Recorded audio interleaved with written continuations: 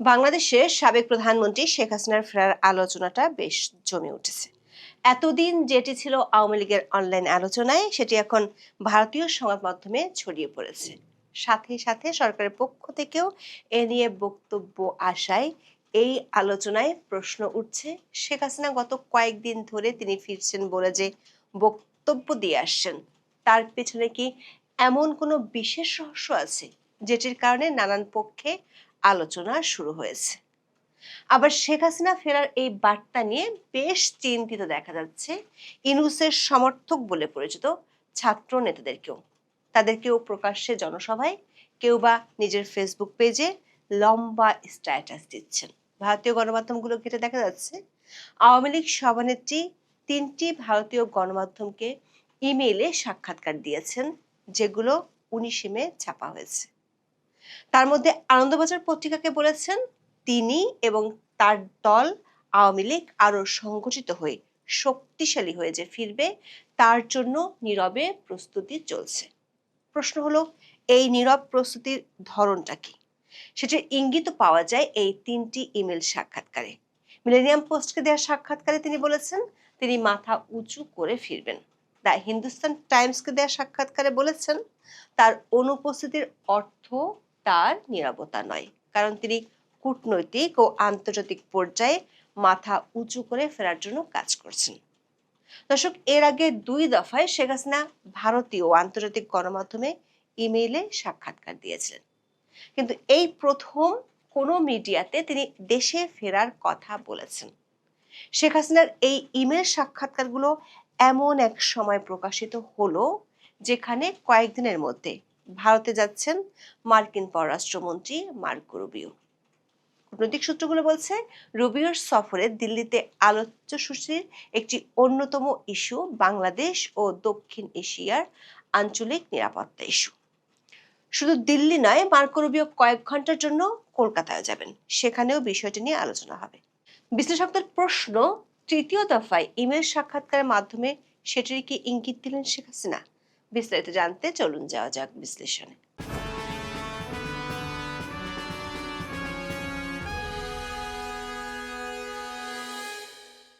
24শে আগস্টের পর থেকে বাংলাদেশের সাবেক প্রধানমন্ত্রী ও আওয়ামী লীগ সভানেত্রী শেখ হাসিনা দিল্লিতে আছেন।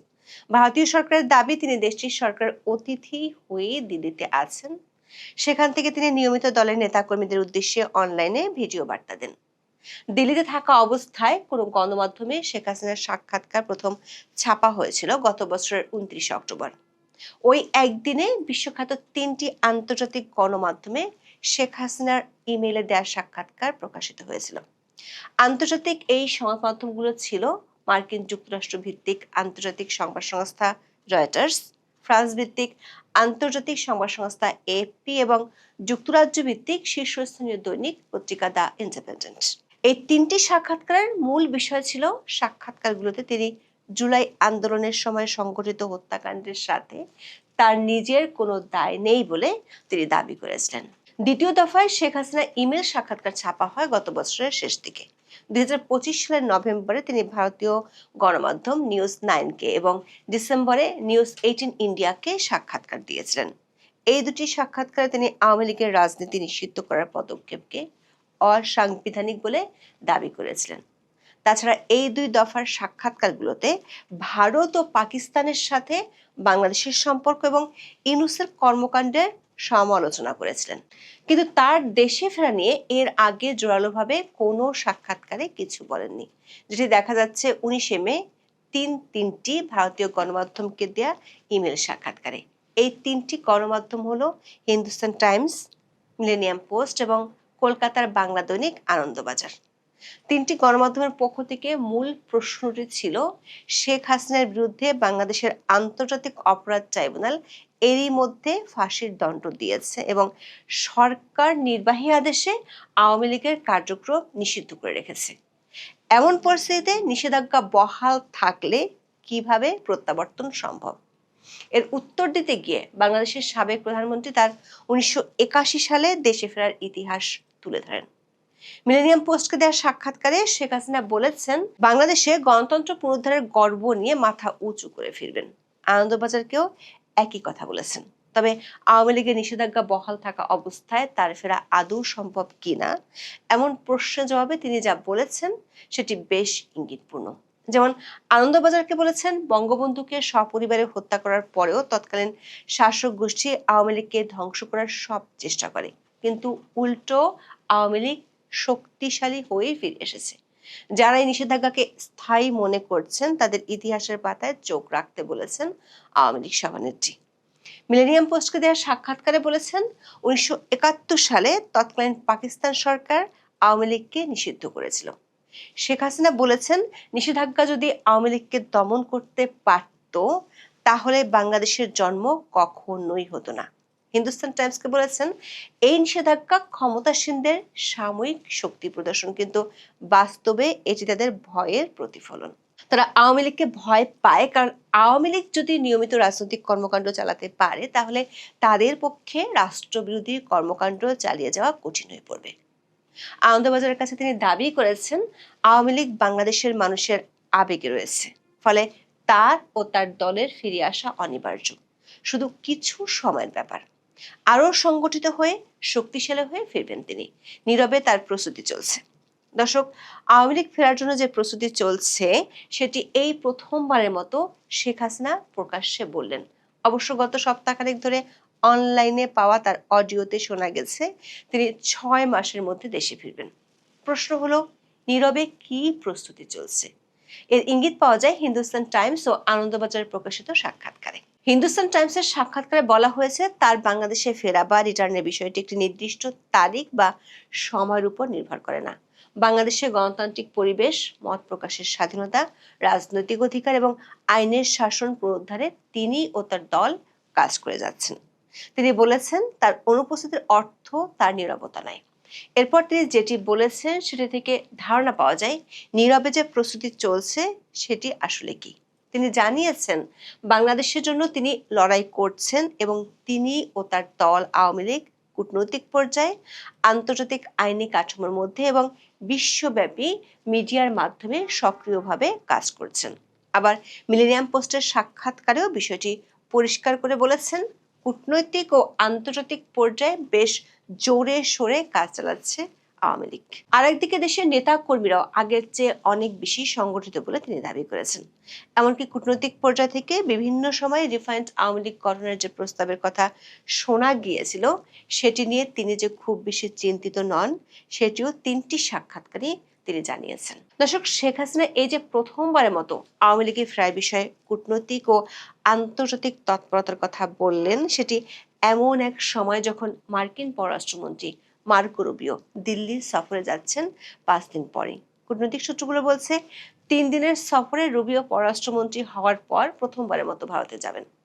সেখানে তার কোয়াডের সম্মেলনের পাশাপাশি ভারতের প্রধানমন্ত্রী নরেন্দ্র মোদী, পররাষ্ট্রমন্ত্রী এস জয়শঙ্কর এবং জাতীয় নিরাপত্তা উপদেষ্টা অজিত দোভালের সাথে বৈঠক হওয়ার কথা রয়েছে। তার এই সফরের সময় আমেরিকার 250 বছর পূর্তি উপলক্ষে দিল্লিতে একটি অনুষ্ঠান হওয়ার কথা রয়েছে। নিউ ইয়র্ক টাইমসের এক খবরে বলা হয়েছে, মার্কো রুবিওর এই সফরের আগে আমেরিকার 250 বছর পূর্তি অনুষ্ঠানকে ঘিরে দিল্লিতে বেশ অভিনব প্রচার চালানো হচ্ছে। 3 চাকাওয়ালা স্কুটারের পিছনে ট্রাম্পের পোর্ট্রেট আর আমেরিকার জাতীয় পতাকা দিয়ে লেখা হয়েছে, শুভ জন্মদিন 250 বছরের পুরনো আমেরিকা। কূটনৈতিক সূত্রগুলো বলছে, রুবিওর এই সফরের বিশেষত্ব হলো প্রায় 14 বছর পর কোনো মার্কিন হাই প্রোফাইল মন্ত্রী পশ্চিমবঙ্গ বা কলকাতা সফরে যাচ্ছেন। তবে সফরটি হবে কয়েক ঘন্টার। পশ্চিমবঙ্গের নির্বাচনে প্রথমবারের মতো বিজেপি ক্ষমতায় যাওয়ার পর তার এই সফরকে বিশেষ গুরুত্ব দেওয়া হচ্ছে। সূত্রগুলো বলছে, দিল্লি ও কলকাতার বৈঠকগুলোর আলোচ্য সূচিতে বাংলাদেশ এবং দেশটির সাম্প্রতিক পরিস্থিতিকে ঘিরে দক্ষিণ এশিয়ার আঞ্চলিক নিরাপত্তা ইস্যু বিশেষ স্থান পাবে। এর আগে শেখ হাসিনার এমন সাক্ষাৎকারকে বিশ্লেষকরা বিশেষ নজরেই দেখছেন, কারণ শেখ হাসিনা এই সাক্ষাৎকারগুলোতে জঙ্গি উত্থানের ইস্যুটি তুলে এনেছেন। মিলেনিয়াম পোস্টের পক্ষ থেকে শেখ হাসিনাকে প্রশ্ন করা হয়েছিল, আপনি কি সারা বিশ্বের বন্ধুপ্রতিম দেশ এবং সংস্থার সমর্থন চাইছেন? শেখ হাসিনা উত্তরে বলেছেন, তিনি বিশ্বের সকল গণতান্ত্রিক রাষ্ট্র ও সংগঠনের সহযোগিতা কামনা করছেন। বাংলাদেশে আজ যা ঘটছে তা নিছক একটি দেশের অভ্যন্তরীণ বিষয় নয় বলে তিনি দাবি করেন। বলেছেন এটি মৌলিক মানবাধিকার এবং গণতান্ত্রিক মূল্যবোধের সাথে যুক্ত। তিনি বলেছেন, যদি বাংলাদেশের গণতন্ত্র ব্যর্থ হয়, যদি একটি মৌলবাদী রাষ্ট্র প্রতিষ্ঠিত হয়, যদি অরাজকতার সংস্কৃতি অব্যাহত থাকে, তবে বাংলাদেশের 18 কোটি মানুষ ক্ষতিগ্রস্ত হবে। এর প্রভাব পড়বে আঞ্চলিক ও বৈশ্বিক নিরাপত্তার উপরও। হিন্দুস্তান টাইমসে ছাপা হয়েছে, জঙ্গি ও চরমপন্থী শক্তির উত্থানের কারণে বাংলাদেশ 2001 থেকে 2006 সালের মধ্যবর্তী সময়ের অন্ধকার দিনগুলোতে ফিরে যেতে পারে বলে মন্তব্য করেছেন বাংলাদেশের সাবেক প্রধানমন্ত্রী। তিনি দাবি করেছেন, চরমপন্থা ও জঙ্গিবাদ শুধু বাংলাদেশের জন্যই হুমকি নয়, আঞ্চলিক নিরাপত্তার জন্য সবচেয়ে বড় হুমকি। কূটনৈতিক সূত্রগুলো বলছে, মার্কো রুবিওর সফরে ভারত ও আমেরিকার বাণিজ্য ইস্যুর পাশাপাশি আঞ্চলিক নিরাপত্তার ইস্যুটি অত্যন্ত গুরুত্বপূর্ণ। এমন পরিস্থিতিতে শেখ হাসিনার এই ইস্যুতে কথা বলা বেশ তাৎপর্যপূর্ণ। এদিকে শেখ হাসিনার এমন বক্তব্য নিয়ে যে বাংলাদেশের সরকারি মহলও বেশ ভাবছে, সেটি বোঝা যাচ্ছে। এতদিন সরকারের পক্ষ থেকে বলা হচ্ছিল তারা ভারতের কাছে শেখ হাসিনাকে ফেরত চেয়েছে, কিন্তু 19শে মে বাংলাদেশের প্রধানমন্ত্রীর তথ্য বিষয়ক উপদেষ্টা ডক্টর জাহিদুর রহমান বলেছেন, শেখ হাসিনা যদি বাংলাদেশে ফেরত আসেন, তাকে কোনো এক্সট্রা জুডিশিয়াল কিছু বিএনপি সরকার করবে না।